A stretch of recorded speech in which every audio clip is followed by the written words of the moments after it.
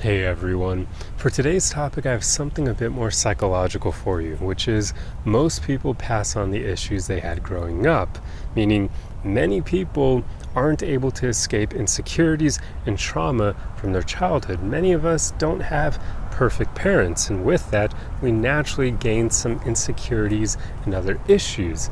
And while that isn't per se the biggest problem on its own, it is a pretty big issue.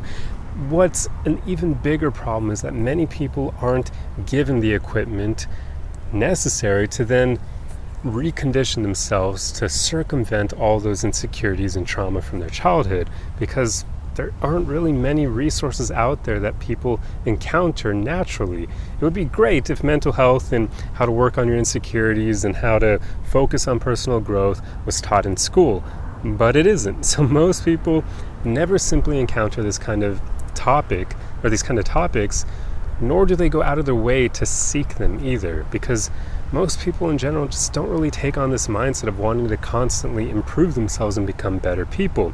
If they did, there would be evidence of it in the world. The world would be a vastly different place. So unfortunately, most people just kind of go through the motions of life. They kind of are, this is where the term NPCs come from, right? Or where people say like the average person is asleep. They're saying that because most people don't work on themselves. They kind of just go through life willy-nilly, never really consciously trying to create the best possible experience for themselves. So this is a pretty big issue that many of us will encounter, especially when it comes to dating, because many of the people you encounter are going to play out their insecurities and their trauma, which means they can quite often pass on their insecurities and trauma onto other people.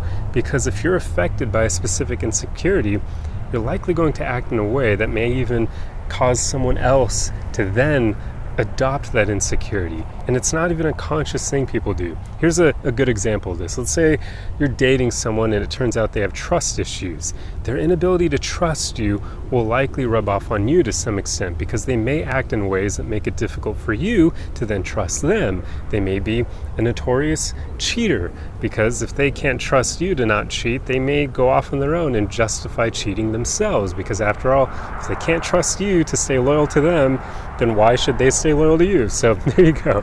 This is one of the examples of how people may pass on their insecurities, pass on their issues, because if they never take the time to work on these things, to try to rise above them, then they very likely are going to act them out in such a way that they end up passing them on to other people. So it's really unfortunate, and the main reason I wanted to make this video is just for awareness, that you know that this will happen. And well, I should say better, can happen, because if you're watching my videos, hopefully you'll be equipped to not fall victim to this behavior, because that's the whole point of a lot of the content I make. I want to make sure that you guys are able to live your best possible lives and not be affected by these common issues that so many people encounter. And if you're aware of these issues, it becomes a lot easier to then avoid them. So if you notice that someone you're dating has signs of one of these issues, one of these insecurities, likely stemming from their childhood, then you can either use that to be aware of how their behavior may then unconsciously try to nudge you into that direction of then adopting those issues yourself, or you can use it to then think, you know what, maybe I'm going to look for someone who doesn't have these issues.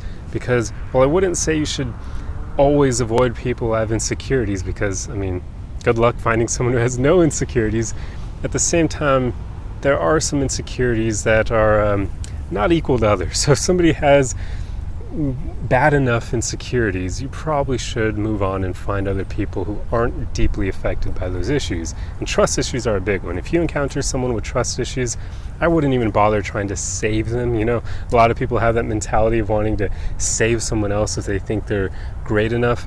I wouldn't even bother with that personally, no matter how great the person seems, because you just don't want to be that person who's constantly trying to show them that they can trust you and try to earn their trust. It's not worth it. Like, trust is one of the main foundations of healthy relationships. And if your partner won't trust you because they have issues with that, I just don't think it's worth it. So yeah, I mean, I realize in this video I focus only on like trust issues, but there are tons of them out there. I mean, you can think of many. I'm sure I probably could if I focused on it, but right now my mind is mush after not getting a whole lot of sleep traveling back to Los Angeles via train. So yeah, I'll leave it up to your imagination what those other issues may be, but there are tons of them. So just know many people will unconsciously pass on the issues they had growing up. So be aware of this and try to avoid it as much as possible. So that's pretty much all I wanted to talk about in this video. I truly hope you found it helpful or at least interesting.